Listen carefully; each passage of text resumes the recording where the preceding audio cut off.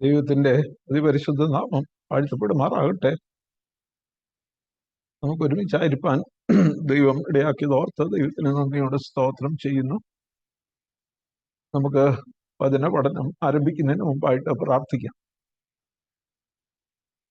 നിത്യനായ ദൈവമേ, സ്വർഗീയ പിതാവേ, ഞങ്ങള് വീണ്ടും ഒരു പ്രാവശ്യം കൂടെ തിരുമുഖത്തേക്ക് നോക്കുവാൻ ഒരവസരം കൂടെ ഞങ്ങളുടെ ജീവിതത്തിൽ നൽകിയത് ഓർത്ത് നന്ദിയോടെ സ്തോത്രം ചെയ്യും. ഞങ്ങളെ പോലെയുള്ള അനേകര് കഴിഞ്ഞ തിങ്കളാഴ്ച രാത്രിയിൽ ഉറങ്ങുവാൻ കിടന്നു.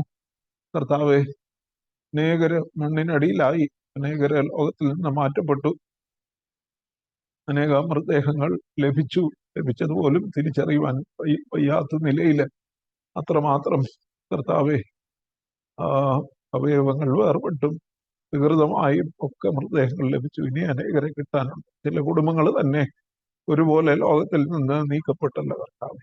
ഇങ്ങനെയുള്ള വലിയൊരു ദുരന്തത്തെ ഞങ്ങളുടെ ദേശം അഭിമുഖീകരിക്കുമ്പോൾ കർത്താവെ, അവരെക്കാൾ ഒട്ടും നല്ലവരായിട്ടല്ല ഞങ്ങളെ അവിടുന്ന് ഭൂമിയുടെ മുഖത്താക്കിയിരിക്കുന്നു.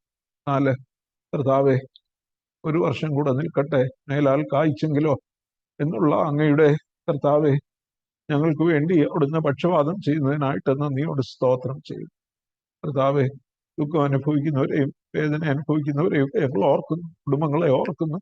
അവിടുത്തെ ആശ്വാസം പ്രദാനം ചെയ്യണം. ഈ രാത്രിയിൽ ഞങ്ങൾ വചനം പഠിക്കുമ്പോൾ, വചനത്തിൽ നിന്ന് ചിന്തിക്കുമ്പോൾ കർത്താവെ, ഇതൊക്കെ ഞങ്ങളെ കർത്താവിന്റെ വരവിനോടും അതോ ഞങ്ങളുടെ മരണത്തോടോ ഓരോ ദിവസവും കൂടെ അടുപ്പിക്കുന്നു എന്ന് ഉള്ള വലിയ ബോധ്യം ഞങ്ങളെ ഭരിപ്പാനായിട്ട് മാത്രമല്ല കർത്താവെ, വളരെ ഭയത്തോടും വിശുദ്ധിയോടും ഭക്തിയോടും കൂടെ ജീവിപ്പാൻ ഞങ്ങളെ സഹായിക്കണമേ. വിശുദ്ധിയോടെ ജീവിപ്പാനായിട്ട് അങ്ങയുടെ വചനം ഞങ്ങളുടെ ഹൃദയത്തിന്റെ ഉള്ളറകളിലേക്ക് പ്രവേശിച്ച് ഞങ്ങളെ നടത്തുന്നതായി തീരണമേ എന്ന് അപേക്ഷിക്കുന്നു. കർത്താവെ, അവിടുത്തെ കൃപയിൽ ഞങ്ങളെ പൊതിയണമേ, അടിയനെയും ബലപ്പെടുത്തണമേ. താഴ്ത്തി ഏൽപ്പിക്കുന്നു. മഹത്വം തിരുമേനി എടുക്കണം. കേൾവിക്കാരായ എല്ലാവരെയും ആരൊക്കെ ഏതൊക്കെ സമയത്ത് കേൾക്കുന്നോ അവർക്കെല്ലാം വേണ്ട ദൈവകൃപ അവിടുന്ന് നൽകണമേ അപേക്ഷിക്കുന്നു. അവിടുത്തെ ആത്മാവിനാൽ ഞങ്ങളെ നിറയ്ക്കണം. ഞങ്ങൾക്ക് വേണ്ടി ജീവൻ വെച്ച യേശു ക്രിസ്തുവിന്റെ നാമത്തിൽ അപേക്ഷിക്കുന്നു. കൃപയുണ്ടായി കേൾക്കുമാറാകണമേ. ആമേൻ. ദൈവത്തിന്റെ അതിപരിശുദ്ധ നാമം വാഴ്ത്തപ്പെടുമാറാകട്ടെ. നമ്മൾ അപ്പോസ്തലനായ പൗലോസ് തീമോഥെയോസിന് എഴുതിയ രണ്ടാമത്തെ ലേഖനം, അതിന്റെ 3-ാമത്തെ അധ്യായം ആണ് ചിന്തിച്ചു കൊണ്ടിരിക്കുന്നത്. അതിന്റെ 1-ാമത്തെ വാക്യം നമ്മൾ ചിന്തിച്ചു കഴിഞ്ഞു. അന്ത്യകാലത്ത് ദുർഘട സമയങ്ങൾ വരുമെന്ന് അറിയുക. അപ്പോസ്തലനായ പൗലോസ് തന്റെ ജീവിതത്തിന്റെ അവസാന നിമിഷങ്ങളിൽ തീമോഥെയോസിന് എഴുതുമ്പോൾ ഒരു സഭാ ശുശ്രൂഷകനെ പ്രകാരമായിരിക്കണമെന്ന് ഓർമ്മിപ്പിച്ചിട്ട് വരുവാനുള്ള കാലത്തെക്കുറിച്ചും ചില മുന്നറിയിപ്പുകൾ ദൈവത്തിന്റെ പരിശുദ്ധാത്മാവിൽ അഥവാ പ്രവചന ആത്മാവിൽ നൽകുന്ന ഒരു ഭാഗമാണ് 3-ാമത്തെ അധ്യായം എന്ന് പറയുന്നത്. അപ്പോ വരുവാനുള്ള അന്ത്യകാലം, കർത്താവ് യേശുക്രിസ്തുവിന്റെ 1-ാമത്തെ വരവിന് ശേഷം പിന്നീട് 2-ാം വരവ് വരെ ഉള്ള കാലഘട്ടത്തെയാണ് പൊതുവിൽ നാം അന്ത്യകാലം എന്ന് വേദപുസ്തകം വിവക്ഷിക്കുന്നതെന്ന് നമ്മൾ ഇതിനോടകം കണ്ടു കഴിഞ്ഞു. യോഹന്നാൻ അപ്പോസ്തലൻ ഇതിനെ കുഞ്ഞുങ്ങളെ ഇത് അന്ത്യനാഴികയാകുന്നു എന്ന് പറയുന്നു. അപ്പൊ നമ്മെ സംബന്ധിച്ചിടത്തോളം we are in the last hours of the end times. അന്ത്യകാലത്തിന്റെ അവസാന മണിക്കൂറുകളിലാണ് നാം ആയിരിക്കുന്നത്.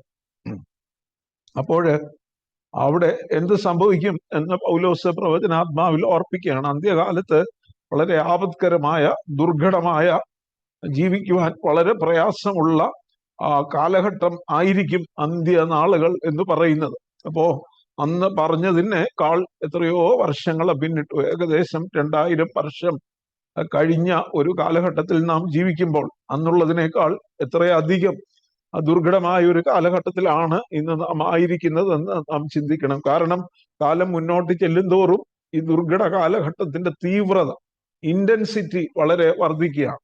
കാരണം കഴിഞ്ഞ എപ്പിസോഡില്, കഴിഞ്ഞ ക്ലാസ്സില് നാം ഒരുമിച്ച് ചിന്തിക്കുകയുണ്ടായി. മത്തായിയുടെ സുവിശേഷത്തിലെ ഗദരദേശത്തെ ഭൂതഗ്രസ്തരെ കുറിച്ച് പറയുമ്പോൾ അവരെ കുറിച്ച് ഉപയോഗിച്ചിരുന്ന, അവരെ അത്യുഗ്രന്മാരായിരുന്നു എന്ന് പറയുമ്പോൾ അവരെ വിശേഷിപ്പിക്കുവാൻ ഉപയോഗിച്ചിരിക്കുന്ന വാക്ക് തന്നെയാണ് ഇവിടെ ദുർഘട സമയം എന്നുള്ളതിന് ഉപയോഗിച്ചിരിക്കുന്നത്. അതിന്റെ അർത്ഥം അന്ത്യകാലത്ത് മനുഷ്യരുടെ പ്രവൃത്തികളൊക്കെ പിശാചിനാൽ പ്രേരിപ്പിക്കപ്പെട്ടിട്ട് ചെയ്യുന്ന, അല്ലെങ്കിൽ പിശാചിനാൽ നയിക്കപ്പെട്ട് മനുഷ്യർ ചെയ്യുന്ന പ്രവർത്തികളായിരിക്കും. So the activities of men will be energized by demons. പിശാചിനാൽ പിശാച് ശക്തീകരിച്ച് പിശാച് മനുഷ്യരെ കൊണ്ട് ഈ ദുഷ്കൃത്യങ്ങളൊക്കെ ചെയ്യിക്കുന്ന ഒരു ഭീകരമായ കാലഘട്ടത്തെ കുറിച്ചാണ് ഇവിടെ അന്ത്യകാലത്ത് ദുഷ്ടത വർദ്ധിക്കും എന്ന് പറയുന്നത്. നമ്മൾ കഴിഞ്ഞ ക്ലാസ്സിലും ഓർക്കയുണ്ടായി, നെബൂഖദ്നേസർ തന്നെ വണങ്ങാത്തവരെ തീച്ചൂളയിൽ ഇടുവാൻ കൽപ്പിക്കുമ്പോൾ ആ തീച്ചൂള 7 മടങ്ങ് ചൂടുപിടിപ്പിക്കാനായിട്ട് കൽപ്പിക്കുക. അതുപോലെ സാത്താനും തന്നെ വണങ്ങാത്തവരെ ആക്രമിക്കുവാനായിട്ട് അല്ലെങ്കിൽ അവരുടെ ജീവിതം ദുസ്സഹമാക്കുവാനായിട്ട് ശ്രമിക്കുമ്പോൾ അവന് ഈ ലോകമാകുന്ന തീച്ചൂള, ഈ ദുഷ്ടതയുടെ ഇന്റൻസിറ്റി, അതിന്റെ തീവ്രത 7 മടങ്ങ് വർദ്ധിപ്പിക്കും. അത് കാര്യം ഇനി അല്പകാലം മാത്രമേ ഉള്ളൂ എന്ന് അറിഞ്ഞ് അവന് മഹാക്രോധത്തോടെ ഇറങ്ങി വന്ന് ആരെ വിഴുങ്ങേണ്ടുവെന്ന് അറിയാതെ അലറിക്കൊണ്ട് ചുറ്റിത്തിരിയുന്നൊരു കാലഘട്ടത്തിൽ, ഈ ആപത്കരമായ ദുർഘടമായ കാലഘട്ടത്തിന്റെ തീവ്രത വളരെ വർദ്ധിക്കും എന്ന് നമുക്ക് കാണുവാനായിട്ട് കഴിയും. ഇവിടെ 1-ാമത്തെ വാക്യത്തില് അന്ത്യകാലത്ത് ദുർഘട സമയങ്ങൾ വരും എന്നറിയുക. മനുഷ്യർ സ്വസ്നേഹികളും ദ്രവ്യാഗ്രഹികളും വമ്പ് പറയുന്നവരും. പിന്നെ 5 വരെയുള്ള വാക്യങ്ങളില് ഏകദേശം 18-19 കൂട്ടം ദോഷങ്ങളെ കുറിച്ച് പറയുന്നു. അതില് 3 ദോഷങ്ങള് എടുത്ത് പറഞ്ഞ് നമുക്ക് ചിന്തിക്കുവാനായിട്ട് കഴിയും. അതിൽ 3 എണ്ണം. ഒന്ന്, അവര് സ്വസ്നേഹികളായിരിക്കും. They will be lovers of themselves. Self love, തങ്ങളെ തന്നെ സ്നേഹിക്കുന്ന, ലോകത്തിൽ മറ്റൊന്നിനെയും സ്നേഹിക്കാത്ത, ദൈവത്തെ ആരാധിക്കുകയോ സ്നേഹിക്കുകയോ ചെയ്യാതെ തങ്ങളെ തന്നെ ആരാധിക്കുകയും തങ്ങളെ തന്നെ സ്നേഹിക്കുകയും ചെയ്യുന്നവരായിരിക്കും. അതുകൊണ്ട് തന്നെ പിന്നെ പറയുന്നത് they will be lovers of money. അവര് ദ്രവ്യാഗ്രഹികളായിരിക്കും, വസ്തുവകളെ, പണത്തെ സ്നേഹിക്കുന്നവരായിരിക്കും അവരെന്ന് പറയുന്നു. ഏറ്റവും ഒടുവിലായിട്ട് പറയുന്നു, അവര് ദൈവപ്രിയമില്ലാതെ, ദൈവത്തോടുള്ള സ്നേഹം ഇല്ലാതെ ഭോഗപ്രിയരായി, 5-ാമത്തെ വാക്യത്തിൽ പറയുന്നു, ഭോഗപ്രിയരായി ഭക്തിയുടെ വേഷം ധരിച്ച് അതിന്റെ ശക്തി ത്യജിക്കുന്നവരുമായിരിക്കും. ഇംഗ്ലീഷ് വേദപുസ്തകത്തില് അത് പറയുന്നത് they will be lovers of pleasure rather than lovers of God, having a form of godliness but denying its power എന്ന് പറഞ്ഞാൽ they will be lovers of pleasure. അപ്പൊ 3 കാര്യങ്ങള് നമുക്ക് ഇതിന് വേറിട്ടെടുത്ത് ചിന്തിക്കുവാനായിട്ട് കഴിയും. ഒന്ന്, they will be lovers of themselves or self love. സ്വയത്തെ സ്നേഹിക്കുന്നവർ, തങ്ങളെ തന്നെ സ്നേഹിക്കുന്നവർ. അതുകൊണ്ട് തന്നെ they will be lovers of money. അവര് പണത്തെ സ്നേഹിക്കുന്നവരായിരിക്കും. ഒടുവിലായിട്ട് പറയുന്നു, അവര് ലൗകിക സുഖങ്ങളെ, ജഡീക സുഖങ്ങളെ സ്നേഹിക്കുന്നവരായിരിക്കും. ഭോഗങ്ങളെ, ഭോഗപ്രിയരായിരിക്കും. Lovers of pleasure. ഇപ്പൊ 3 കാര്യങ്ങൾ, lovers of themselves or self love, അല്ലെങ്കിൽ lovers of money and lovers of pleasure. ഇപ്പൊ 3 കാര്യങ്ങളും ഇത് അവരവർക്ക് വേണ്ടിയാ. പണത്തെ സ്നേഹിക്കുന്ന എന്തിനാണ്?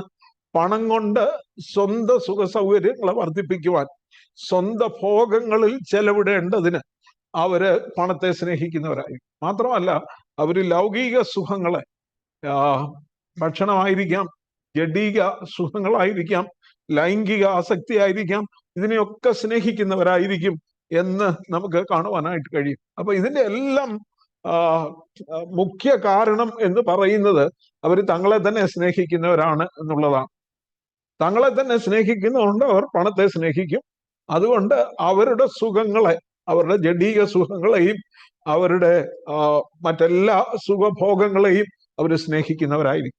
അപ്പോ അവരെ സംബന്ധിച്ചിടത്തോളം അവരുടെ ജീവിതത്തിന്റെ കേന്ദ്ര ബിന്ദു എന്ന് പറയുന്നത് അവര് തന്നെ. അവര് മറ്റൊന്നിനെയും അല്ല സ്നേഹിക്കുന്നത്, അവരവരെ തന്നെ സ്നേഹിക്കുന്നവർ. ഇന്നത്തെ കാലത്ത് നമുക്ക് ഇന്റർനെറ്റിലും ഒക്കെ നോക്കിയാലായിട്ട് കാണാം, അതെന്റെ ഇഷ്ടമാണ്, അതെന്റെ സൗകര്യം എന്നുള്ള ഒരു ചിന്ത. ഈ ശരീരം എന്റേതാണ്, അതെങ്ങനെ വേണേ ഞാൻ കാണിക്കും, അതിന് ആരും കയറി ഇടപെടേണ്ട ആവശ്യമില്ല. അപ്പൊ ഒരു സമൂഹത്തിൽ ജീവിക്കുമ്പം മനുഷ്യൻ സ്വസ്നേഹികളായി തീർന്നാൽ അവിടെ അരാജകത്വമാണ് ഉണ്ടാകുന്നത്. ദൈവം ആഗ്രഹിക്കുന്നത് മനുഷ്യൻ ദൈവത്തെ ആരാധിക്കണം, ദൈവത്തെ സ്നേഹിക്കണം, പൂർണ്ണ ഹൃദയത്തോടും പൂർണ്ണ മനസ്സോടും പൂർണ്ണ ആത്മാവോടും കൂടെ ദൈവത്തെ സ്നേഹിക്കണം. അതുപോലെ തന്നെ ദൈവത്തെ ആരാധിക്കണം, പിന്നെ മനുഷ്യരെ സ്നേഹിക്കണം, മറ്റുള്ളവരെ സ്നേഹിക്കണം. അതുകൊണ്ട് മുഖ്യ കൽപ്പനയെ കുറിച്ച് പറയുന്നത് നിന്റെ ദൈവമായ യഹോവയെ പൂർണ്ണ ഹൃദയത്തോടും പൂർണ്ണ മനസ്സോടും പൂർണ്ണ ആത്മാവോടും കൂടെ സേവിക്കണം, നിന്റെ കൂട്ടുകാരനെ നിന്നെ പോലെ തന്നെ സ്നേഹിക്കണം. ഇതിൽ രണ്ടും മോശയും സകല പ്രവാചകന്മാരും എല്ലാ ന്യായപ്രമാണവും അടങ്ങിയിരിക്കുന്നു. ഇതാണ് ഏറ്റവും മുഖ്യ കൽപ്പന. ഒന്നാമത്തേതിനോട് സമമാണ് രണ്ടാമത്തേത്. അപ്പൊ ദൈവത്തെ ആരാധിക്കുക, മനുഷ്യരെ സ്നേഹിക്കുക, അതേ സമയത്ത് ദൈവം തന്നിട്ടുള്ള വസ്തുവകളെ മനുഷ്യ നന്മയ്ക്കായി, മറ്റുള്ളവരുടെ നന്മയ്ക്കായി, സമൂഹത്തിന്റെ നന്മയ്ക്കായി ഉപയോഗിക്കുക. Worship God, love others and use things for the common good. ഇതാണ് ദൈവം ആഗ്രഹിക്കുന്നത്. പൊതു നന്മയ്ക്കായി നമുക്ക് തന്നിരിക്കുന്ന ഒക്കെ ദൈവത്തിന്റെ ദാനമാണ്. അതുകൊണ്ടാണ് അപ്പോസ്തലനായ പൗലോസ് തീമോഥെയോസിന്റെ 1-ാം ലേഖനത്തിലും പറയുന്നത്, ഈ ലോകത്തിലെ ധനവാന്മാരോട് ഉന്നത ഭാവം കൂടാതെ ഇരുപ്പാനും സകലവും നമുക്ക് ധാരാളമായി അനുഭവിപ്പാൻ തരുന്ന ദൈവത്തിൽ ആശ വയ്ക്കുവാനും സൽപ്രവർത്തികളിൽ നന്മ ചെയ്യുവാനും സൽപ്രവർത്തികളിൽ സമ്പന്നരായി ദാനശീലരും ഔദാര്യമുള്ളവരുമായി സാക്ഷാലുള്ള ജീവനെ പിടിച്ചുകൊള്ളേണ്ടതിന് വരും കാലത്തേക്ക് നല്ലൊരു അടിസ്ഥാനം നിക്ഷേപിച്ചു കൊള്ളുവാനും ആജ്ഞാപിക്കുക എന്ന് 1 തീമോഥെയോസ് 6-ാം അധ്യായത്തിന്റെ 17-18 വാക്യങ്ങളിലെ പറയും. അപ്പോ ദൈവത്തെ ആരാധിക്കുക, മറ്റുള്ളവരെ സ്നേഹിക്കുക, ദൈവം തന്നിരിക്കുന്ന നന്മകളെ സൽപ്രവർത്തികൾക്കായിട്ട്, നന്മ ചെയ്യുവാനായിട്ട് ഉപയോഗിക്കുക, ഔദാര്യശീലമുള്ളവരായിരിക്കുക എന്നുള്ളതാണ് ദൈവം നമ്മെ കുറിച്ച് ആഗ്രഹിക്കുന്നത്. എന്നാൽ ഇന്ന് സംഭവിക്കുന്നത് എന്താ? മനുഷ്യൻ തന്നെ തന്നെ സ്നേഹിക്കുമ്പോൾ അവർ ചെയ്യുന്നത് ദേ വർഷിപ്പ് ദംസെൽസ്. അവർ തങ്ങളെ തന്നെ ആരാധിക്കുക. എന്നിട്ട് ദേ ലവ് തിങ്സ്. അവർ വസ്തുവകളെ സ്നേഹിക്കും, പണത്തെ സ്നേഹിക്കും, ഇത് ലഭിക്കാനായിട്ട് മറ്റുള്ളവരെ ഉപയോഗിക്കും. So they worship themselves, they love things and use people for their gain. അവരുടെ നേട്ടത്തിന് വേണ്ടി മനുഷ്യരെ ഉപയോഗിക്കും. ഇന്ന് എപ്പോഴും അതാണ് കാണുന്നത്. കൂടെ ഒത്തിരി പേര്, ഒരു നേതാവിന്റെ അനുയായികൾ ഉണ്ടെങ്കിലും ആ നേതാവ് എപ്പോഴും അവരെ തന്റെ നേട്ടത്തിന് വേണ്ടി ഉപയോഗിക്കുന്നതായിട്ട്, മനുഷ്യരെ തങ്ങളുടെ നേട്ടങ്ങൾക്ക് വേണ്ടി ഉപയോഗിക്കുന്നതായിട്ട് കാണുവാനായിട്ട് കഴിയും. ഇതല്ല ദൈവത്തിന്റെ പദ്ധതി എന്ന് പറയുന്നത്. നമുക്കറിയാം, സിൻ എന്നുള്ള ഇംഗ്ലീഷ് വാക്ക് പാപത്തെ കുറിക്കുന്ന ആ വാക്കാണല്ലോ സിൻ എന്ന് പറയുന്നത്. SIN. അതിന്റെ ഏറ്റവും മധ്യത്തിലെ ലെറ്റർ എന്ന് പറയുന്നത് എന്താ? SIN. I എന്നുള്ളതാണ്, ഞാൻ എന്നുള്ളതാണ്. അതാണ് പാപം. പാപത്തിന്റെ ഏറ്റവും നടുക്ക് നിൽക്കുന്നത് ഞാൻ എന്ന ഭാവമാണ്. തന്നെ തന്നെ സ്നേഹിക്കുന്നു. ഈ ഐക്കൊരു വെട്ടു വീണെങ്കിൽ അത് ഒരു ക്രൂശ് ആകത്തുള്ളൂ. തന്നെ താൻ ത്യജിക്കുവാനായിട്ട് കഴിയണം. അതുകൊണ്ടാണ് തന്റെ സ്വന്തം ജീവനേക്കാൾ പകയ്ക്കണം എന്ന് കർത്താവ് പറയുമ്പോൾ അതാണ് ഉദ്ദേശിക്കുന്നത്. തങ്ങളെക്കാൾ അധികം മറ്റുള്ളവരെ സ്നേഹിക്കും. എല്ലാറ്റിനും സ്വന്തം ജീവനേക്കാൾ അധികം കർത്താവിനെ സ്നേഹിക്കും. സ്വന്തക്കാരെക്കാൾ അധികം, മറ്റുള്ള എല്ലാറ്റിനേക്കാൾ അധികം കർത്താവിനെ സ്നേഹിക്കണം എന്ന് കർത്താവ് ആഗ്രഹിക്കുന്നു. അപ്പൊ പാപത്തിന്റെ കേന്ദ്രം എന്ന് പറയുന്നത് സെൽഫ് സെന്റേർഡ്നെസ് ആണ്, സ്വയ കേന്ദ്രീകൃത ജീവിതം. അത് ക്രൈസ്റ്റ് സെന്റേർഡ് ലൈഫ് ആകുമ്പോൾ, ക്രിസ്തു കേന്ദ്രീകൃതമാകുമ്പോൾ മാത്രമേ ആ ജീവിതം നന്മയുള്ളതായി സൽഗുണപൂർത്തിയുള്ളതായിട്ട് തീരുവാനായിട്ട് കഴിയുകയുള്ളൂ. ഇപ്പൊ സെൽഫ് സെന്റേർഡ്നെസ് മാറണം. ഇവിടെ ഒന്നാമത്തെ പാപമായിട്ട് പറയുന്നത് സ്വയത്തെ സ്നേഹിക്കുന്നു. സ്വയത്തെ ആരാധിക്കുമ്പോൾ, സ്വയത്തെ സ്നേഹിക്കുമ്പോൾ മനുഷ്യരെ തങ്ങളുടെ നേട്ടങ്ങൾക്ക് വേണ്ടി ഉപയോഗിക്കും. അതെന്തിലേക്ക് നയിക്കും? പിന്നെ അങ്ങോട്ട് പോകുമ്പോൾ കാണുന്നത് സ്വസ്നേഹികളും ദ്രവ്യാഗ്രഹികളും പണത്തെയും വസ്തുക്കളെയും സ്നേഹിക്കുന്നവർ. അത് രണ്ടാമത്തെ തെറ്റ്. അന്ത്യകാലത്തിന്റെ ക്യാരക്ടറിസ്റ്റിക്സിനെ കുറിച്ച്, അന്ത്യകാലത്തെ മനുഷ്യരുടെ സ്വഭാവം മോശമാകുന്നതിനെ കുറിച്ച് അതിനെക്കുറിച്ചാണ് നാം ഇവിടെ വായിക്കുന്നത്. രണ്ടാമത്തെ സ്വസ്നേഹികളും ദ്രവ്യാഗ്രഹികളും രണ്ടാമത്തേത്. പിന്നെ പറയുന്ന വമ്പ് പറയുന്നവരും, ബോസ്റ്റിംഗ് അബൌട്ട് ദംസെൽസ്, തങ്ങളെ കുറിച്ച് തന്നെ പൊക്കി പറയുന്നവരായിരിക്കും, വമ്പ് പറയുന്നവരായിരിക്കും. നമുക്കറിയാം ഇന്ന് ഫേസ്ബുക്ക് ഫേസ്ബുക്കൊക്കെ തങ്ങളെ തന്നെ പ്രൊമോട്ട് ചെയ്യാനായിട്ട് ആളുകളെ ഉപയോഗിക്കുന്ന എല്ലാ നെറ്റിലും അതിന് നന്മകളൊക്കെ ഉണ്ട്. പക്ഷെങ്കിൽ നന്മയേക്കാൾ അധികം സെൽഫ് പ്രൊമോഷന് വേണ്ടിയാണ് വമ്പ് പറയുന്ന, ബോസ്റ്റ് ചെയ്യുവാനായിട്ട് ഉപയോഗിക്കുന്നതാണ്. അത് മനുഷ്യനെ അഹങ്കാരത്തിലേക്ക് നയിക്കുന്നതാണ്. ഒരു മനഃശാസ്ത്രജ്ഞൻ പ്രകാരം പറഞ്ഞിട്ടുണ്ട്, ഇന്ന് ആളുകൾ കൂടുതലും സെൽഫി എടുക്കാനാണ് താല്പര്യപ്പെടും, സ്വന്തം ഫോട്ടോ എടുത്ത് പ്രദർശിപ്പിക്കുക. അതെല്ലാം ഒരു മനുഷ്യൻ തന്നെ തന്നെ പുകഴ്ത്തുവാൻ, അഹങ്കാരത്തിലേക്ക് നയിക്കുന്നതിന്റെ ഒരു അടയാളമായിട്ട് നമുക്ക് കാണുവാനായിട്ട് കഴിയും. ഒരു സെൽഫി എടുത്തത് കൊണ്ട് ഉടനെ ദോഷം വന്നു എന്നല്ല പറയുന്നത്. എങ്കിലും മനുഷ്യന്റെ പൊതു മനോഭാവം ഇപ്പോ അങ്ങനെ ആയി തീർന്നു. ജോൺ കാൽവിൻ എന്ന് പറയുന്ന പ്രശസ്ത തിയോളജിയൻ ഇപ്രകാരം പറഞ്ഞിട്ടുണ്ട്: pride is the pregnant mother of self. സ്വയം ഗർഭം ധരിക്കുന്നത് അഹങ്കാരത്തെ പ്രസവിക്കുന്നത്, അഹങ്കാരത്തിന്റെ അമ്മയാകുന്നു സ്വയം എന്ന് പറയുന്നു. ദ്രവ്യത്തെ സ്നേഹിക്കുന്നവർ ആയിത്തീരും. അതുകൊണ്ട് തന്നെ മൂന്നാമത്തെ പാപമായിട്ട് ഇവിടെ പറയുന്നത് ബോസ്റ്റ് ചെയ്യുന്നവരായിരിക്കും, സ്വയം നേട്ടങ്ങളെ കുറിച്ച് പ്രശംസിക്കുന്നവരായി. എന്നാൽ ദൈവവചനം ഇതിനെക്കുറിച്ച് എന്താണ് പറയുന്നത്? യിരെമ്യാ പ്രവചനം 9-ാം അധ്യായത്തിന്റെ 24-ാമത്തെ വാക്യം വായിച്ചാൽ, യിരെമ്യാ പ്രവചനം 9:24.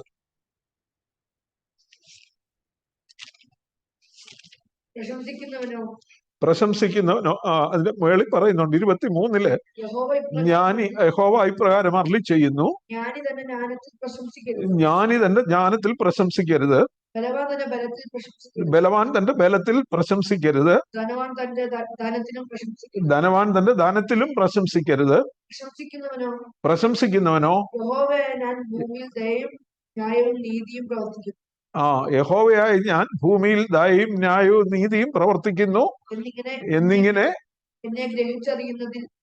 തന്നെ പ്രശംസിക്കട്ടെ. എന്നിങ്ങനെ എന്നെ ഗ്രഹിച്ചറിയുന്നതിൽ തന്നെ പ്രശംസിക്കട്ടെ.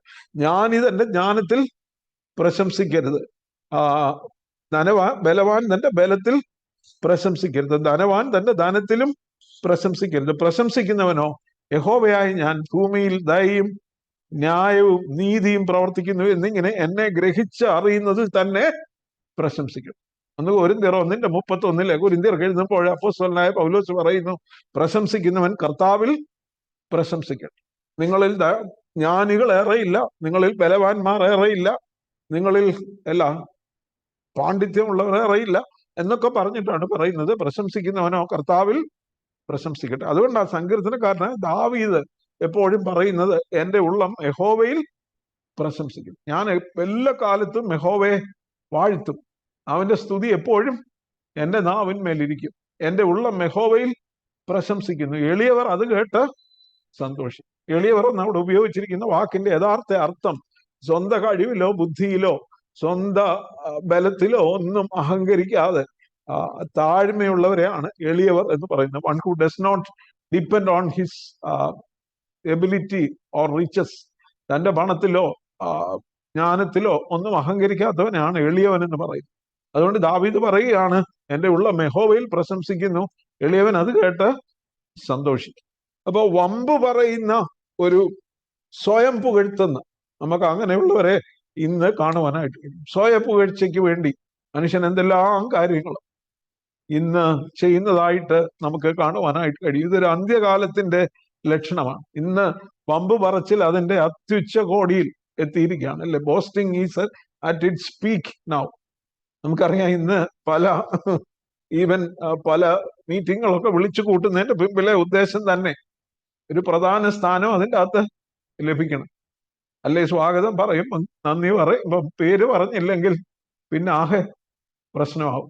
അത് ഇടവകയിലും സഭയിലും ഒക്കെ നമുക്ക് കാണുവാനായിട്ട് കഴിയും. അത് സ്വയപ്രശംസയുടെ വമ്പ് പറച്ചിലിന്റെ ഒരു ഭാഗം തന്നെയാണ്. പിന്നീട് 4-മത് നമ്മൾ കാണുന്നത് അഹങ്കാരികൾ എന്നുള്ളതാണ്. ഇത് രണ്ടും ഒരുമിച്ച് പോകുന്നതാണ്.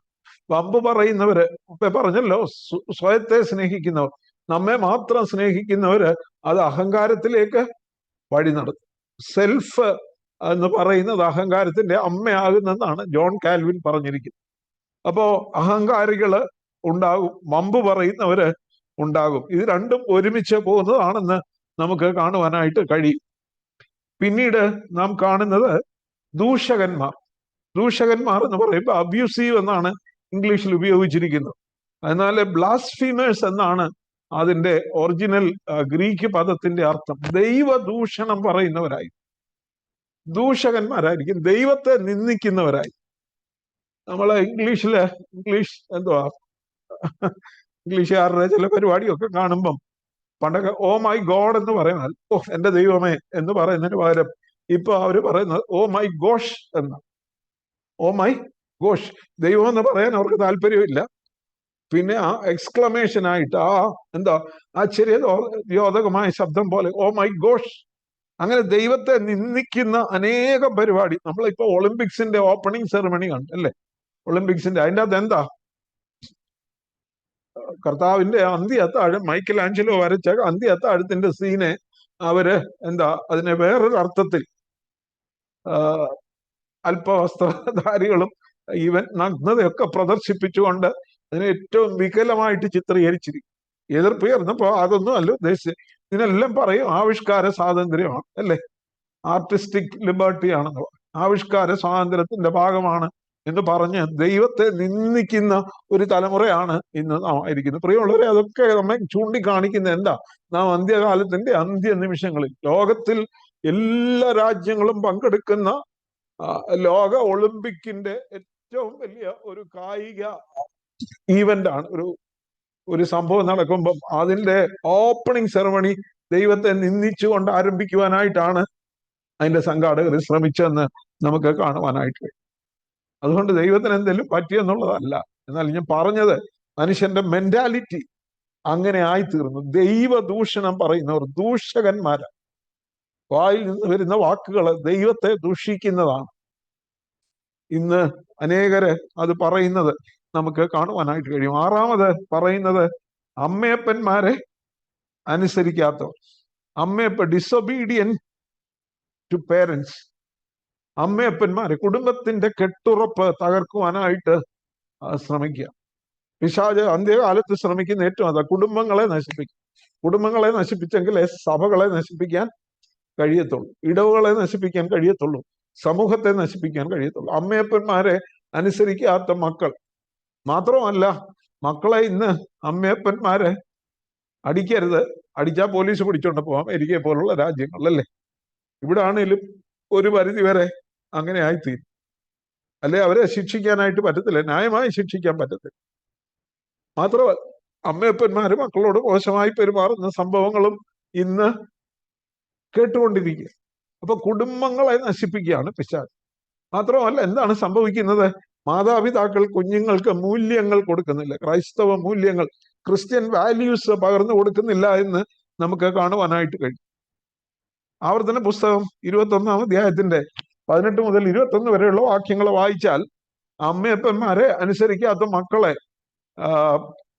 സമൂഹത്തിന്റെ, ആവർത്തന പുസ്തകം 21-ന്റെ 18 മുതൽ 21 വായിച്ചാൽ അവരെ കല്ലെറിഞ്ഞു കൊല്ലണം എന്നാണ് ന്യായപ്രമാണത്തിൽ പറഞ്ഞിരിക്കുന്നത്. ഇന്ന് അങ്ങനെ ചെയ്യുന്നില്ല, അങ്ങനെ ചെയ്യേണ്ടതായിട്ടല്ല. എന്നാൽ അമ്മയപ്പന്മാരെ അനുസരിക്കാത്ത മക്കളെ നമുക്ക് കാണുവാനായിട്ട് കഴിയും.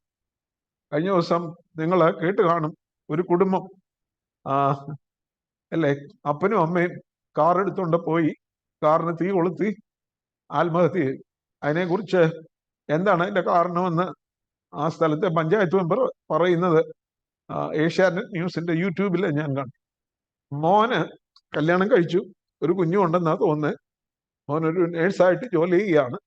അവൻ മയക്കുമരുന്നിന് അടിമയാണ്.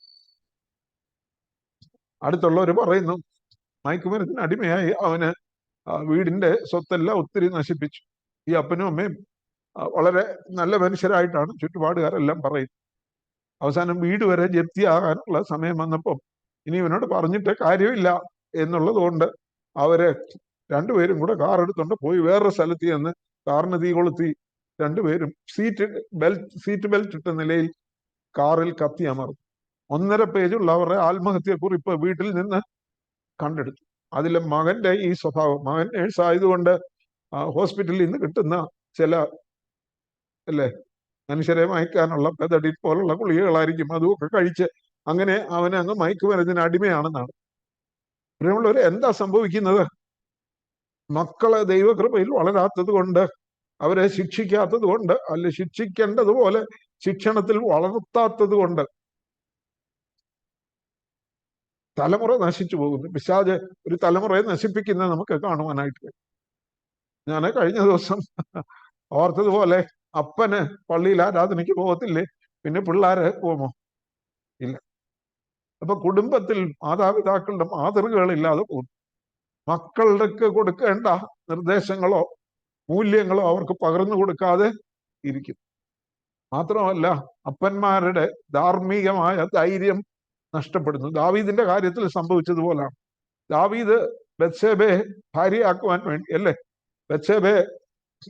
ബത്ശേബയോട് വ്യഭിചാരം ചെയ്തു. പിന്നെ അത് ഊരിയാവിന്റെ തലയിൽ കെട്ടിവെക്കാൻ ശ്രമിച്ചു. അത് നടക്കാതെ വന്നപ്പം ഊരിയാവിനെ കൊല്ലിച്ചു. അങ്ങനെയുള്ള സമയത്താണ് സ്വന്തം മകൻ അബ്നോൻ വേറൊരു ഭാര്യയിലുണ്ടായ മകളെ മാനഭംഗപ്പെടുത്തിയപ്പോൾ താമാർ എന്ന ആ മകളുടെ ആങ്ങള സഹോദരനായ അബ്ശാലോം അപ്പൻ എന്തെങ്കിലും, അമ്നോൻ എന്നിട്ട് അവളെ പുറത്താക്കി, അവളെ വിവാഹം കഴിക്കുന്നത്. അപ്പൻ എന്തെങ്കിലും പറയുമെന്ന് അബ്ശാലോം ചിന്തിച്ചെങ്കിലും അമ്നോനോട് 2 വർഷം അബ്ശാലോം കാത്തിരുന്നെന്നാണ് ദൈവവചനം പറയുന്നത്. ദാവീദ് ഒന്നും പറഞ്ഞില്ല. കാരണം എന്നാ? അപ്പൻ വലിയ പാപം ചെയ്തേച്ചാ ഇവിടെ ഇരിക്കുന്നു. അപ്പൊ അബ്നോൻ കാണിച്ച തെറ്റിനെ ശാസിക്കാനായിട്ട് ദാവീദിന്റെ മോറൽ കറേജ് ഇല്ലാതെ ഞാൻ അവനോട് പറഞ്ഞു, അവൻ എന്റെ മുഖത്ത് നോക്കി പറയുന്നു, അപ്പൻ അതിൽ കൂടുതൽ കാണിച്ചേച്ചില്ലയോ ഇവിടെ ഇരിക്കുന്നു. അതായിരിക്കാം ദാവീദ് ചിന്തിച്ചത്. നമ്മുടെ ഭാഷയിൽ അങ്ങനെ പറഞ്ഞാൽ. പ്രിയമുള്ളവരെ, ഇന്ന് പല ഭവനങ്ങളിലും മാതാപിതാക്കൾക്ക് മോറൽ കറേജ് ഇല്ലാതെ പോയിരിക്കുക. ധാർമ്മികമായ ധൈര്യം, അവരുടെ വിശുദ്ധ ജീവിതവും അവര് ജീവിതത്തിൽ പുലർത്തുന്ന മൂല്യങ്ങളും മക്കൾക്ക് പകർന്നു കൊടുക്കാൻ അവർക്ക് കഴിവില്ലാത്തത് കൊണ്ട് പലപ്പോഴും അമ്മയപ്പന്മാരെ മക്കൾ അനുസരിക്കാതിരിക്കുമ്പോൾ അവരെ ശാസിക്കുവാനോ അവരെ നേർവഴിയിൽ നടത്തുവാനോ മാതാപിതാക്കൾക്ക് കഴിയാതിരിക്കുന്നു. മക്കളെ സന്തോഷിപ്പിക്കുവാൻ അവർക്ക് വേണ്ടതെല്ലാം വാങ്ങിച്ചു കൊടുക്കുകയും എല്ലാം ചെയ്തുകൊണ്ട് അങ്ങനെ കുടുംബങ്ങൾ നശിക്കുക. കുടുംബമാണ് ഒരു സമൂഹത്തിന്റെ, ഒരു സഭയുടെ, ഒരു ഇടവകയുടെ ഒക്കെ ബേസിക് യൂണിറ്റ് എന്ന് പറയും. കുടുംബങ്ങൾ നശിച്ചാൽ എന്തോ സംഭവിക്കും? കുടുംബങ്ങൾ നശിച്ചാൽ ആ സമൂഹം തന്നെ ഇല്ലാതെ. പിശാച് അതിനുവേണ്ടി ഓടി ഇറങ്ങിയിരിക്കുകയാണ്. അതാണ് അന്ത്യകാലത്തിന്റെ ഒരു പ്രത്യേകത എന്ന് പറയുന്നത്. ഇവിടെ പറയുന്നു അമ്മയപ്പന്മാരെ അനുസരിക്കാത്തവരും, പിന്നെ പറയുന്നു നന്ദി കെട്ടവരും. അൺഗ്രേറ്റ്ഫുൾ എന്നാ പറയും. അൺഗ്രേറ്റ്ഫുൾ, നന്ദി കെട്ടവർ. ദൈവത്തോടും ഇല്ല നന്ദി, മനുഷ്യരോടും നന്ദിയില്ല, ആരോടും നന്ദിയില്ലാത്ത. റോമാലേഖനം 1-ാം അധ്യായത്തിന്റെ 21-ാമത്തെ വാക്യത്തില് നമുക്ക് കാണാനായിട്ട് കഴിയും, മനുഷ്യൻ ദൈവത്തെ ആരാധിക്കേണ്ടതിന് പകരം വസ്തുവകളെ ആരാധിക്കുമ്പോൾ, വിഗ്രഹങ്ങളെ ആരാധിക്കുമ്പോൾ എന്താ സംഭവിക്കുന്നത്? റോമർ 1-ന്റെ 21-ാമത്തെ വാക്യം, അവർ ദൈവത്തെ അറിഞ്ഞിട്ടും അവനെ ദൈവമെന്ന് ഓർത്ത് മഹത്വീകരിക്കുകയോ നന്ദി കാണിക്കുകയോ ചെയ്യാതെ തങ്ങളുടെ നിരൂപണങ്ങളിൽ വ്യർത്ഥരായി തീർന്നു. അവരുടെ വിവേകമില്ലാത്ത ഹൃദയം ഇരുണ്ടുപോയി. അപ്പൊ ദൈവത്തെ മഹത്വീകരിക്കുകയും നന്ദി കാണിക്കുകയും, അന്ത്യകാലത്തിന്റെ ഒരു പ്രത്യേകത നന്ദിയില്ലാത്ത മനുഷ്യരായിരിക്കും. ദൈവത്തോടും നന്ദിയില്ല, മനുഷ്യരോടും നന്ദിയില്ല. അതുകൊണ്ട് എന്താ സംഭവിക്കുന്നു? ദൈവത്തെ മഹത്വീകരിക്കുകയോ ദൈവത്തോട് നന്ദി കാണിക്കുകയോ ചെയ്യാത്തത് കൊണ്ട് അവരുടെ വിവേകമില്ലാത്ത ഹൃദയം ഇരുണ്ടുപോയി. അവരുടെ നിരൂപണങ്ങളിൽ അവർ വ്യർത്ഥരായിട്ട് തീർന്നു. ഇരുണ്ട ഹൃദയവുമായിട്ട് നടക്കുക. നന്ദിയില്ലാത്ത, അൺഗ്രേറ്റ്ഫുൾ, ആരോടും നന്ദിയില്ല. എന്തെങ്കിലും ലഭിച്ചാൽ അതിനൊരു നന്ദി ഇല്ല. കർത്താവ് 10 കുഷ്ഠരോഗികളെ സൗഖ്യമാക്കി. അവരോട് പറഞ്ഞു, പോയി നിങ്ങളെ തന്നെ പുരോഹിതന് കാണിക്കാനായിട്ട് പറഞ്ഞു. ഒരുത്തൻ മാത്രം തിരിച്ചു വന്നു. അപ്പൊ കർത്താവ് ചോദിക്കുന്നു, ഈ അന്യജാതിക്കാരനായ ശമരിയാക്കാരൻ മാത്രമാണല്ലോ തിരിച്ചു വന്നത്, ബാക്കി 9 പേർ എവിടെ? 10 പേരിൽ ഒരാൾക്ക് മാത്രമേ ദൈവത്തോട് നന്ദി കാണിക്കുവാനായിട്ട് കഴിഞ്ഞുള്ളൂ. ഇന്ന് നന്ദിയില്ലാത്തവരായിട്ട്, നന്ദിയില്ലാത്ത ഹൃദയം ഇരുണ്ടുപോകുന്ന മനുഷ്യൻ. ആരോടും നന്ദിയില്ല, ഒന്നിനോടും നന്ദിയില്ല. കഴിഞ്ഞ കാലങ്ങളിലേക്കൊന്ന് തിരിഞ്ഞു നോക്കിയാൽ ദൈവം നടത്തിയ വിധങ്ങളെ ഓർത്ത് ദൈവത്തിന് നന്ദി കരയേറ്റുവാൻ കഴിയാതെ, മറ്റുള്ളവരോടുള്ള നന്ദി കാണിക്കുവാൻ കഴിയാതെ, ആരോടും കടപ്പാടില്ലാത്ത, അൺഗ്രേറ്റ്ഫുൾ ആയിട്ടുള്ള, നന്ദിയില്ലാത്ത ഒരു ജീവിതം ഇന്ന് പ്രത്യേകിച്ച് ഈ കാലഘട്ടത്തിൽ അതങ്ങ് വർദ്ധിച്ചു. പഴയ കാലത്ത് മനുഷ്യർക്ക് മനുഷ്യരോടൊരു നന്ദിയും കടപ്പാടും ഒക്കെ ഉണ്ടായിരുന്നു.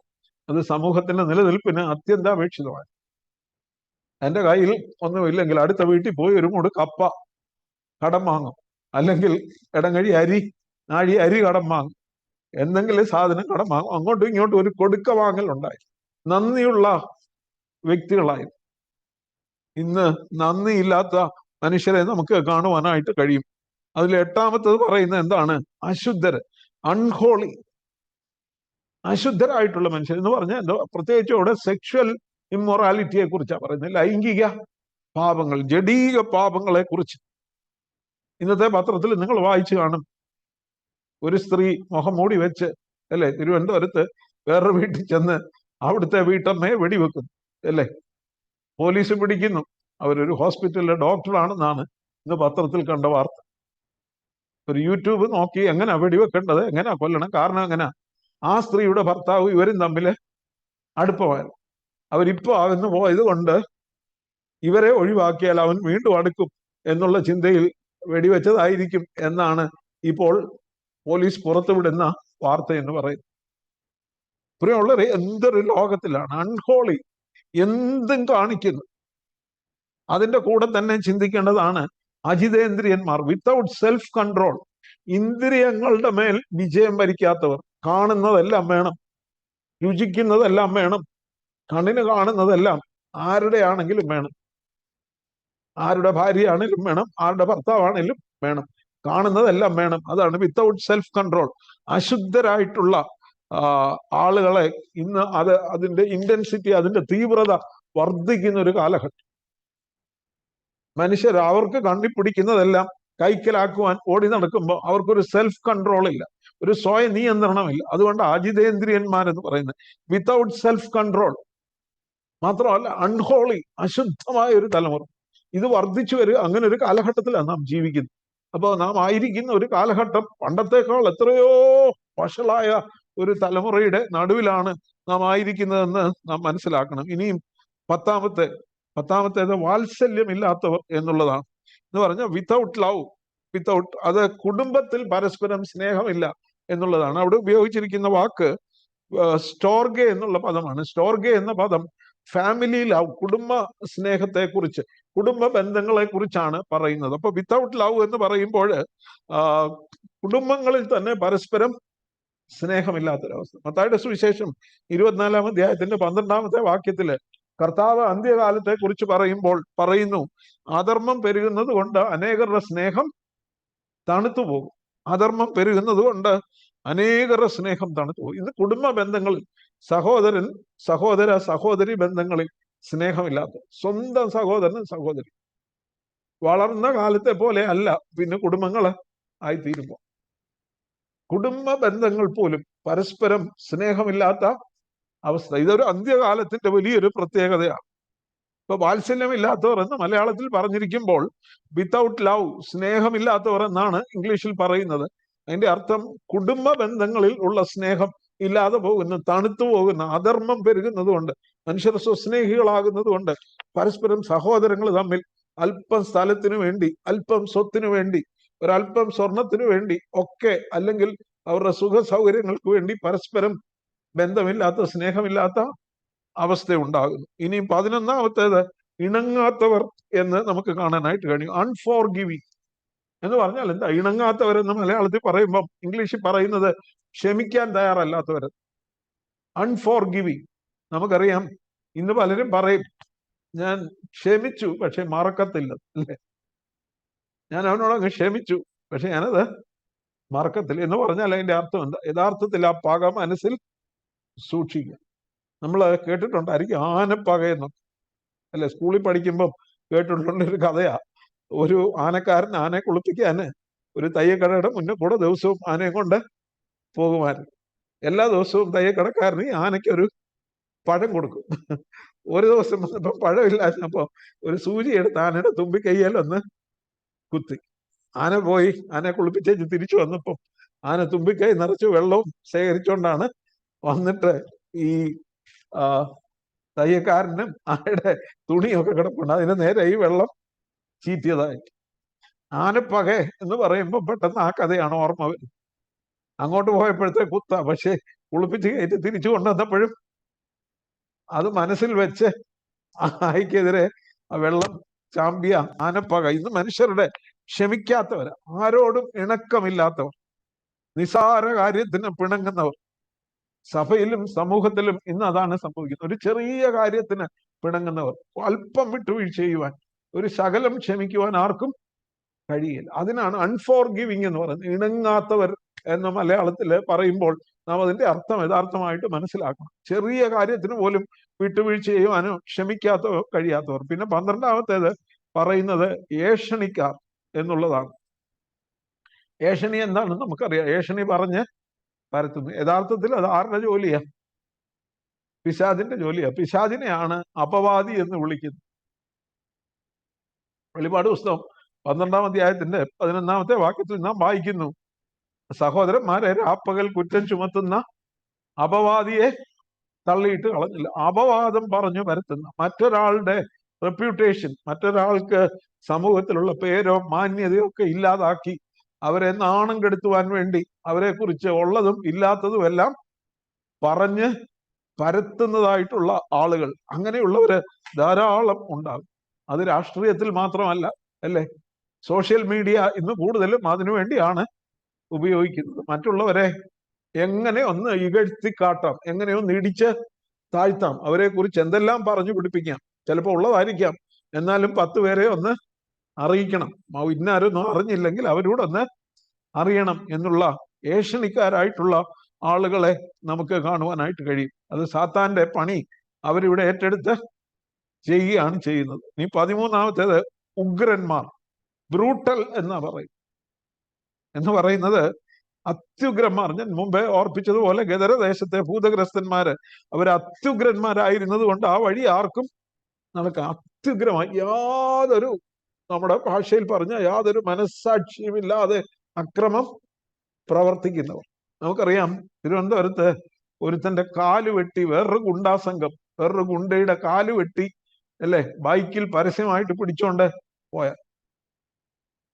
ഭാര്യ ഭർത്താവിനെ കൊന്ന് വെട്ടി നുറുക്കി സൂട്ട് കേസിൽ ആക്കിക്കൊണ്ടു പോകുന്നു. അതുപോലെയുള്ള അനേക സംഭവങ്ങൾ,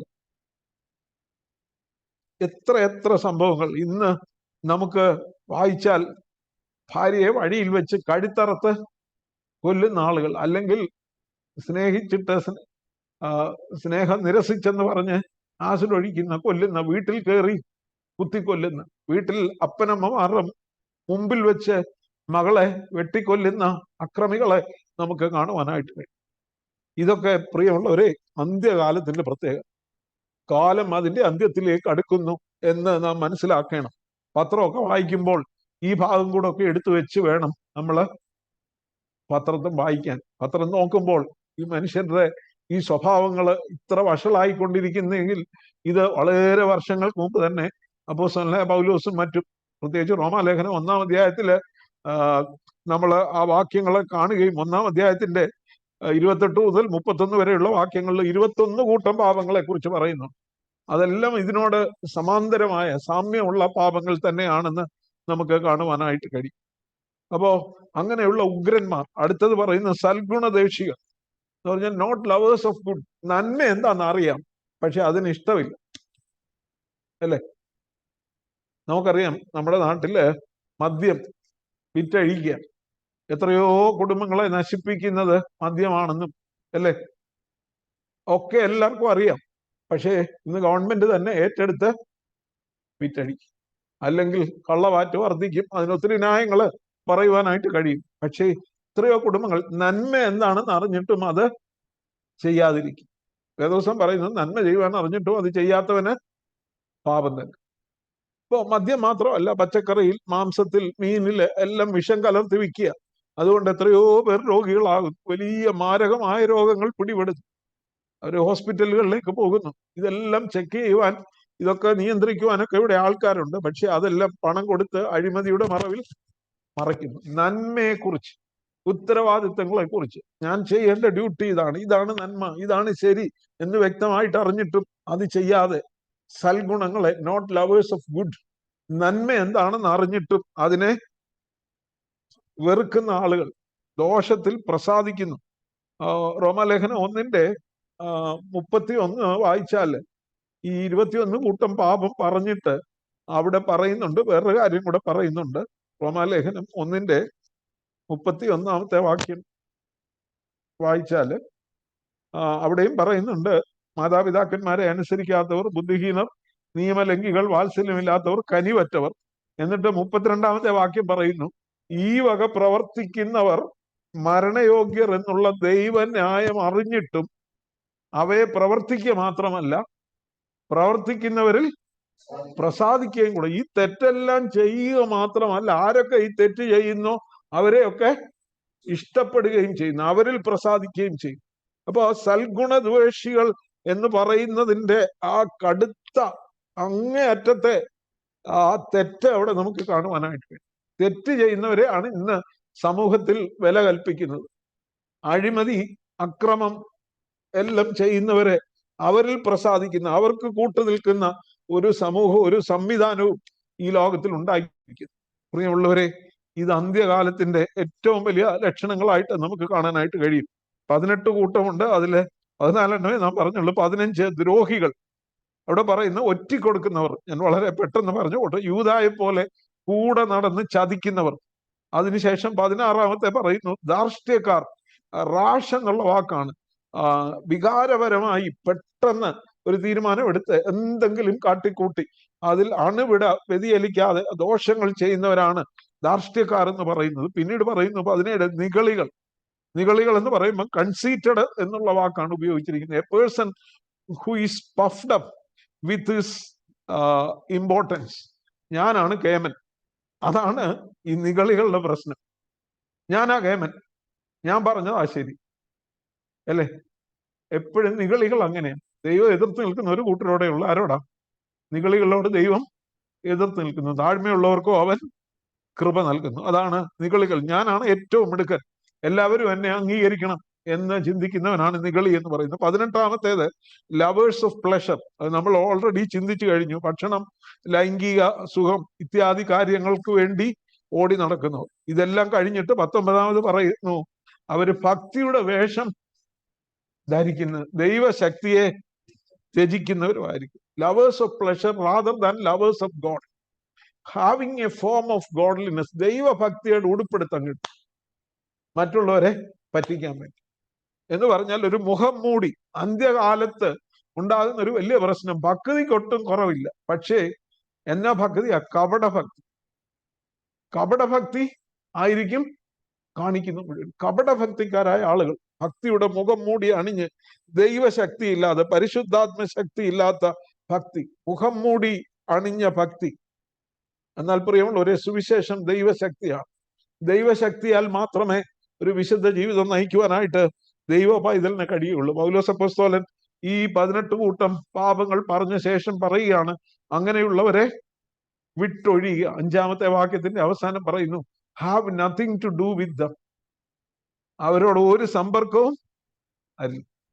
പൗലോസ് കൊരിന്ത്യ ലേഖനം 1 കൊരിന്ത്യർ 5:9 മുതൽ 11 വരെയുള്ള വാക്യങ്ങൾ വായിക്കാൻ സമയക്കുറവ് കൊണ്ട് വായിക്കുന്നില്ല. ദുർനടപ്പുകാരോട് സംസർഗം അരുത് എന്ന് പറയുമ്പോൾ ആരാ? നിന്റെ സഹോദരനായ ഒരുത്തൻ പാവിഷ്ടാണക്കാരനോ ദുർനടപ്പുകാരനോ അഭക്തനോ ഒക്കെ ആണെങ്കിൽ അങ്ങനെയുള്ളവരെ വിട്ടൊഴിയുക. ഈ മുഖം മൂടി അണിഞ്ഞ് സഭയിൽ കപടഭക്തിക്കാരായി ആളുകൾ കയറി വരുമ്പോൾ പ്രിയമുള്ളവരെ, അതും അന്ത്യകാലത്തിന്റെ ലക്ഷണം. ഒത്തിരി കപടഭക്തിക്കാരെ ഈ കാലത്ത് കാണുവാനായിട്ട് കഴിയും. വായിൽ നിന്ന് ഒത്തിരി ആത്മീയ കാര്യങ്ങളൊക്കെ പുറപ്പെടും, പക്ഷെങ്കിൽ ഈ പറഞ്ഞ പാപങ്ങൾ പലതും അവരുടെ ജീവിതത്തിൽ ഉണ്ടാവും. അങ്ങനെയുള്ളവരെ വിട്ടൊഴിയുക എന്നാണ് അപ്പോസ്തലനായ പൗലോസ് ഓർമ്മിപ്പിക്കുന്നത്.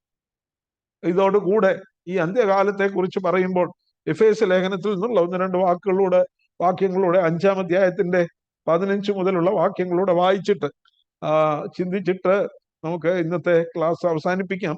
5-ാം അധ്യായം, എഫേസ്യ ലേഖനം 5-ാം അധ്യായത്തില് അപ്പോസ്തലനായ പൗലോസ് ദുഷ്കാലത്തെ കുറിച്ചാണ് പറയും. നമ്മളും ചിന്തിച്ചത് ദുർഘട സമയങ്ങളെ കുറിച്ച്, അന്ത്യകാലത്തെ ദുഷ്കാലം, ദുഷ്സമയങ്ങളെ കുറിച്ചാണ്. 15-ാമത്തെ വാക്യം പറയുന്നു, ആകയാൽ സൂക്ഷ്മത്തോടെ അജ്ഞാനികളായിട്ടല്ല ജ്ഞാനികളായിട്ട് അത്ര നടപ്പാൻ നോക്കുവീൻ. ഇത് ദുഷ്കാലമാകിയാൽ സമയം തക്കത്തിൽ ഉപയോഗിച്ചുകൊള്ളുവീൻ. ബുദ്ധിഹീനരാകാതെ കർത്താവിന്റെ ഇഷ്ടം ഇന്നതെന്ന് ഗ്രഹിച്ചുകൊള്ളുവീൻ. ഇംഗ്ലീഷ് വേദപുസ്തകത്തിൽ ഇങ്ങനെയാണ്, ബി കെയർഫുൾ ദെൻ. വളരെ സൂക്ഷ്മതയുള്ളവരായിരിക്കണം. അതുകൊണ്ട് നിങ്ങൾ വളരെ സൂക്ഷ്മതയുള്ളവരായിരിക്കും. പൗലോസ് ഈ 2 ഭാഗവും ചേർത്ത് വായിക്കുമ്പോൾ അന്ത്യകാലത്തെ ഈ 19 കൂട്ടം പാപങ്ങളെ കുറിച്ച്, ദോഷങ്ങളെ കുറിച്ച് പറഞ്ഞിട്ട് അത് ഏറ്റവും കൂടുതൽ വർദ്ധിക്കുമെന്ന് പറഞ്ഞിട്ട്, അങ്ങനെയുള്ള ഒരു ദുർഘട സമയത്തേക്കാണ് ലോകം പൊയ്ക്കൊണ്ടിരിക്കുന്നത് എന്ന് പറഞ്ഞിട്ട് പറയുമ്പോൾ ഇതൂടെ ചേർത്ത് വായിക്കണം. ഇത് ദുഷ്കാലമാകിയാൽ സമയം തക്ക ജ്ഞാനികളായിട്ട്, അജ്ഞാനികളായിട്ടല്ല. Be careful then how you live, not as unwise. നീ എങ്ങനെയാ ജീവിക്കുന്നത് എന്നുള്ളത് വളരെ സൂക്ഷ്മതയോട് ചിന്തിക്കണം. വിവേകമില്ല, അൺവൈസ് ആയിട്ട് അല്ല, but as wise, making the most of every opportunity. നിനക്ക് ലഭിക്കുന്ന സമയങ്ങളൊക്കെ ഏറ്റവും നന്നായിട്ട് ദൈവഹിതപ്രകാരം, because the days are evil. ഇത് ദുഷ്കാലമാണ്. അതുകൊണ്ട് making most of every opportunity. ലഭിക്കുന്ന സമയം തക്കത്തിൽ ഏറ്റവും നന്നായി ഉപയോഗിക്കണം, സൂക്ഷ്മതയോട് ജീവിക്കണം, അജ്ഞാനികളായിട്ടല്ല. Because the days are evil, ഇത് ദുഷ്കാലമാണ്. പിന്നെ പറയുന്നു, therefore do not be foolish, understand what the Lord's will is. അപ്പോ ദൈവഹിതം തിരിച്ചറിയാത്തവൻ ആരാണെന്നാണ് വേദപുസ്തകം പറയുന്നത്. ദൈവഹിതം തിരിച്ചറിയാത്തവൻ വിഡ്ഢിയാണ്, വിവേകമില്ലാത്തവനാണ്. ദൈവഹിതം ഇന്നതെന്ന് തിരിച്ചറിയണം. ഈ അന്ത്യകാലത്ത് ജീവിക്കുമ്പോൾ ബി കെയർഫുൾ, വളരെ സൂക്ഷ്മതയോടായിരിക്കണം. Understand what the will of God, what the Lord's will is. കർത്താവിന്റെ ഇഷ്ടം എന്താണെന്ന് മനസ്സിലാക്കണം. അജ്ഞാനികളായിട്ട് ജീവിക്കരുത്, സൂക്ഷ്മതയോടെ ജ്ഞാനികളായിട്ട് ജീവിക്കണം. ഇംഗ്ലീഷിൽ പറയുന്നു, therefore do not be foolish. അതുകൊണ്ട് നിങ്ങൾ വിഡ്ഢികളാകരുത്. Understand what the Lord's will is. ദൈവത്തിന്റെ ഇഷ്ടം ഇന്നതെന്ന് ഗ്രഹിക്കണം. അതിനെന്നോ ചെയ്യണമെന്ന് അടുത്ത വാക്യം പറയുന്നുണ്ട്. എന്താ? Be filled with the Holy Spirit, do not be drunk with wine. വീഞ്ഞു കുടിച്ച് മത്തരാകരുത്, ആത്മാവ് നിറഞ്ഞവരായി അന്ത്യകാലത്ത് ജീവിക്കണമെങ്കിൽ, പ്രിയമുള്ളവരെ, എൻ്റെ വാക്കുകളെ ഇവിടെ അവസാനിപ്പിക്കട്ടെ. നമുക്ക് ആത്മാവിനാൽ നിറയപ്പെടണം. പൗലോസ് അപ്പോസ്തലൻ പറയുന്നു, നമ്മൾ മാനപാത്രങ്ങളായി തീരണമെങ്കിൽ ദൈവത്തിന്റെ ആത്മാവ് നമ്മെ നിറയ്ക്കണം. We should be empty and clean. നമ്മുടെ ഹൃദയത്തിൽ പല കാര്യങ്ങൾ കൊണ്ട് നിറഞ്ഞിരുന്നാൽ ദൈവത്തിന് നമ്മെ നിറയ്ക്കുവാനായിട്ട് കഴിയത്തില്ല. നമ്മുടെ ഹൃദയം ദുഷ്ടതയുള്ളതായിരുന്നാൽ, വിശുദ്ധി ഇല്ലാത്തതായിരുന്നാൽ ദൈവത്തിന്റെ ആത്മാവിന് നമ്മെ നിറയ്ക്കുവാനായിട്ട് കഴിയത്തില്ല. അതുകൊണ്ട് മാനപാത്രങ്ങളായി തീരണമെങ്കിൽ ഈ അന്ത്യകാലത്ത്, ഈ ദുഷ്ടത വർദ്ധിക്കുന്ന ഈ കാലഘട്ടം, അന്ത്യകാലത്തിന്റെ അന്ത്യ നിമിഷങ്ങളിലേക്ക് പോയിക്കൊണ്ടിരിക്കുമ്പോൾ, എന്നത്തേക്കാളും അധികം ഈ ദുഷ്ടതകളെ വർദ്ധിക്കുമ്പോൾ, അജ്ഞാനികളായിട്ടല്ല,